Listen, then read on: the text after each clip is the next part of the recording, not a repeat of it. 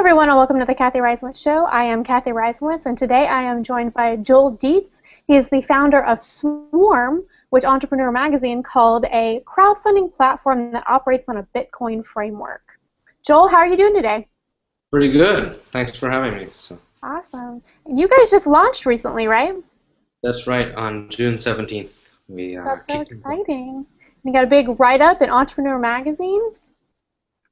Yeah, we've seen a lot of engagement from the kind of mainstream press, which I guess is a bit unusual for Bitcoin things, but that's kind of our goal was always to engage a larger audience than the ones that are usually involved in kind of the Bitcoin type things. Well, it seems to be working. I noticed on your Facebook page, and I feel like this is kind of part of why you're getting a lot of mainstream coverage, is because your vision is very articulately communicated. Let me read what you've got. The vision is to restore to all people the power currently monopolized by the 1%, the power to participate meaningfully in economic life. Can you kind of expand on what you mean by that and how Swarm helps accomplish that? Yeah, absolutely. I don't necessarily have anything against the 1% or anything like that, but yeah, there are certain privileges that people have in the current economic infrastructure that I think need to be made widely available to anyone, and so that we can all kind of have the freedom to make our own decisions, and that and we've seen this already a little bit with kind of crowdfunding, which has really engaged a lot of people on the idea of investing in things that they really care about, and kind of something more than fitting a project into a spreadsheet, but really kind of bringing a kind of a vibrant kind of community aspect to project building and also investing. And that's kind of the wave that we're riding. Obviously we're using kind of Bitcoin infrastructure to do that. But we want to bring this to everyone and empower everyone so that they can meaningfully participate in economic life. So there's just so many things right now that obviously, if you know anything about kind of the way big banks work, they kind of like have a certain way of doing things that privileges them, and even the regulations have sort of been slowly rewritten to kind of favor the things that they want to be able to do, and that doesn't benefit the rest of us. So I really see what we're doing as kind of really restoring power to people worldwide. So in the entrepreneur piece, the writer brought up two big problems to adoption, which is that most people don't understand kind of the way the financial system works, and that they don't understand Bitcoin, which are two things that clearly kind of underpin your project. Can you go into, for our reader or for our listeners, some of what's wrong with the current financial system and the way that startups are funded right now, and then how Swarm helps fix those problems? Yeah, absolutely. So, there's just, in the United States in particular, it's very, very clear that the administration and everyone else said, oh, we really want to allow people to invest in equity, right? So let me give you an example of something that's really bad right now. So you have this Kickstarter model. It's basically a donation, and you get like a T-shirt or something. And there are a lot of people put in for instance, this Oculus Rift, which is this cool VR goggles thing.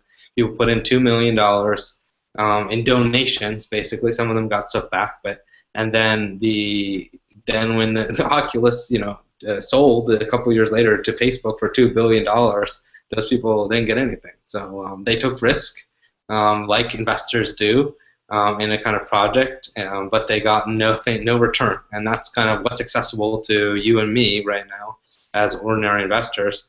And they keep saying, the administration said, oh, we're going to allow this equity crowdfunding to take place. This is what the Jobs Act was supposed to do, but it's taking like forever for it to get implemented. And even when it is going to be implemented, the general kind of consensus is that it's going to have all these additional kind of regulations attached to it that are not going to allow people to really fulfill the intent of really leveling the playing field so everyone's on kind of equal status. So That's something that I think just is a big problem right now, and particularly in the financial world. Everything's organized hierarchically, and the higher up you are in the chain, the kind of closer you are with the regulators, and then the more favorable the regulations are for what you're doing, and less favorable for everyone else. So everyone who's kind of really been pushing this positive agenda with crowdfunding is kind of constantly running up this wall, and we're kind of yeah to really kind of going all in and saying we're gonna, kind of. So is Swarm the Uber of crowdfunding? Are you going around the regulatory framework? I think you could say that. I mean, we're looking for very exhaustively every kind of, I wouldn't call them loopholes exactly, but kind of every, sort of thing where everything we're legally allowed to do or kind of is a gray area, and we're evaluating every single one of those pretty exhaustively, and not just in the U.S., but in, different legal jurisdictions. And, we have no intention of violating the law wherever we happen to be, but we definitely have the intention of taking full advantage of whatever kind of things there are to bring what we believe is a very meaningful kind of positive impact wherever we're doing business. So yeah, I think the Uber comparison is a very appropriate one in the sense that a lot of these existing institutions like taxi companies or whatever just are things that have not innovated meaningfully in the last 70 years, and so Uber is really disrupting them. And I think it's going to be even more sort of bloody, not necessarily in a figurative sense, but even maybe in a literal sense, when kind of these financial institutions who have been doing business in a very kind of kleptocratic way sort of start to see this disruptive innovation from the bottom up. So I know they're not going to go down without a fight. So yeah, that'll be interesting. It seems to me like a natural audience for what you're trying to do is the Occupy crowd, the people who've come out against the 1%, not necessarily against the 1%, but against the system that protects and creates the 1% and inoculates them from competition. Do you feel like that's accurate? And if so, what are you doing? I mean, Occupy is probably not reading Entrepreneur Magazine.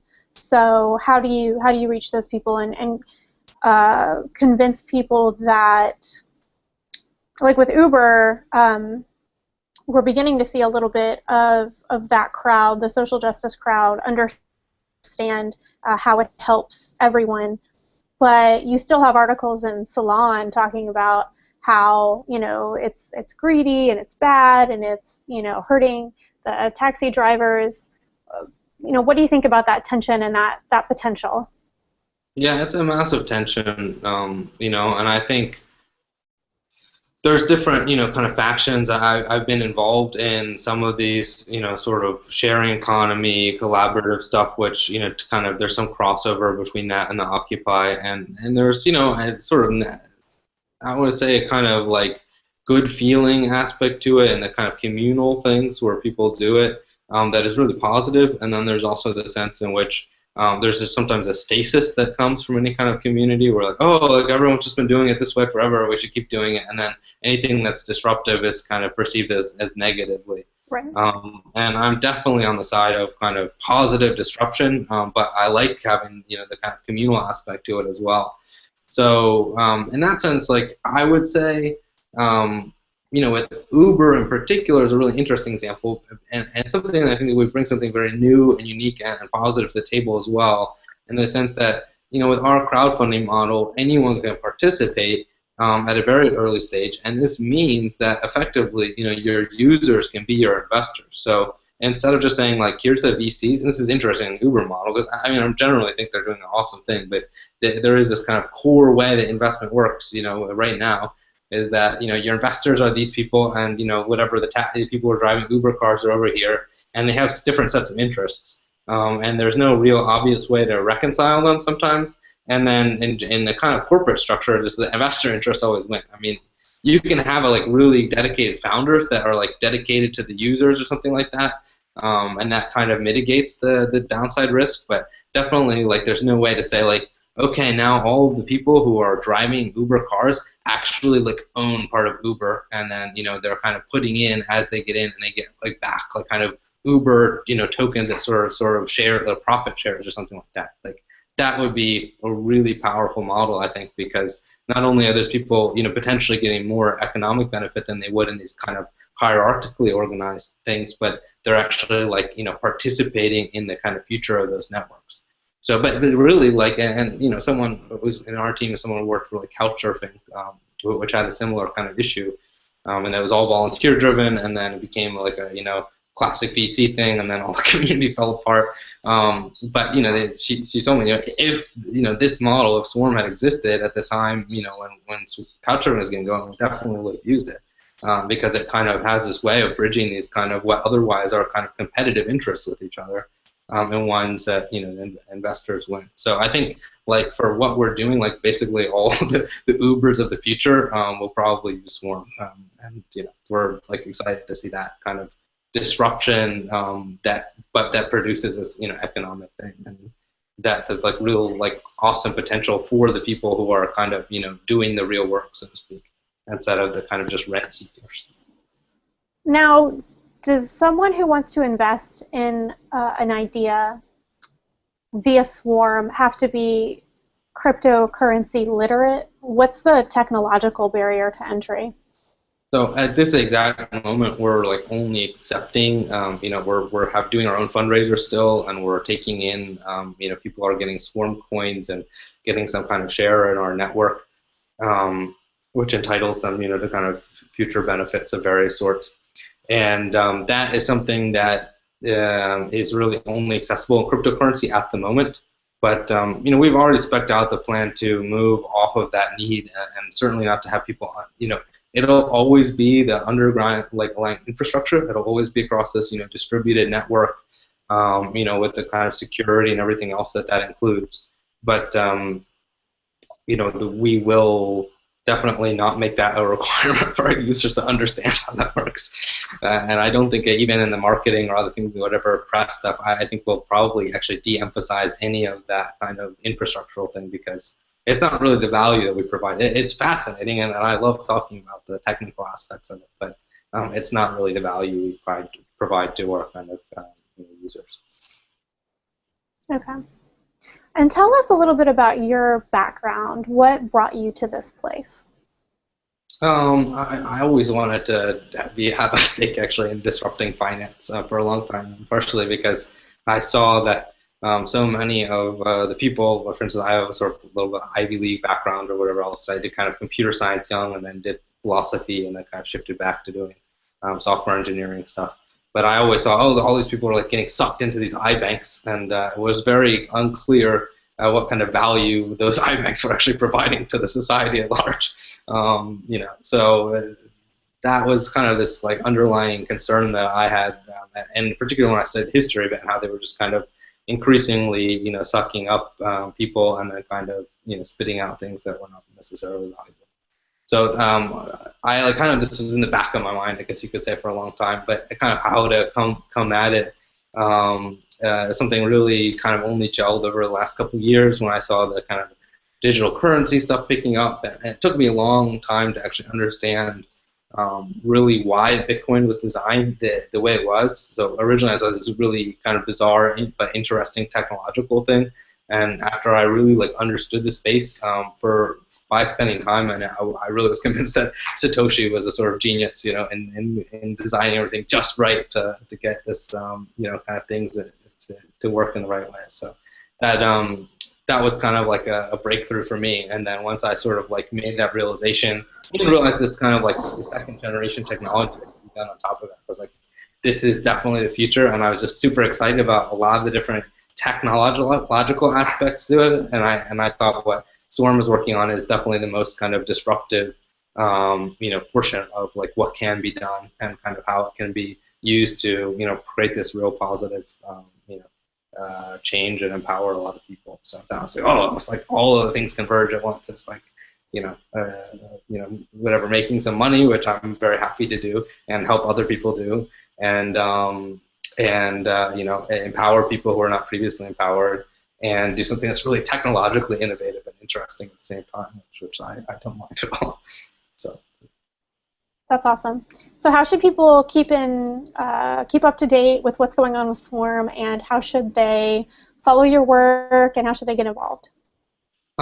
So we have a bunch of engagement channels. Our website is swarmcorp.com, and there's a newsletter you can sign up for there. So that's some updates, and we also have these kind of swarm agents, people who are just kind of contributing something on a kind of hour or something, maybe a couple hours a week basis, who just really want to see this kind of this model succeed and fulfill the full kind of potential of it. So if that sort of thing interests you, you can like join, add one of the people on Skype. I'm JDietz04. That's JDIETZ 04, and then you can be added to the Skype channel. And then we kind of coordinate the different types of things we're doing. So there's always like a lot of little things, like even if you just give feedback. So like critical feedback thing yesterday on kind of what we could have done better in our kind of crowd sale and things like that, and our kind of messaging.